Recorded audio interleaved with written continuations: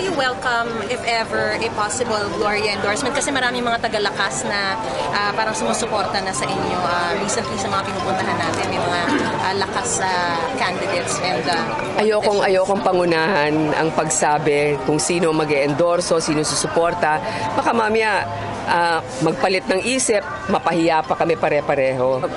Tanungin nyo na lang yung tao muna kasi mahirap naman magkomento na wala namang pahayag maski na sino.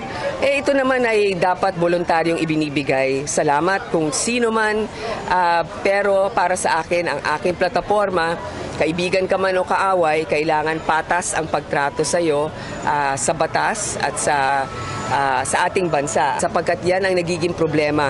Pag ikaw ay kaalyado, may tulong ka. Kung ikaw ay kaaway, baka may kaso ka pa.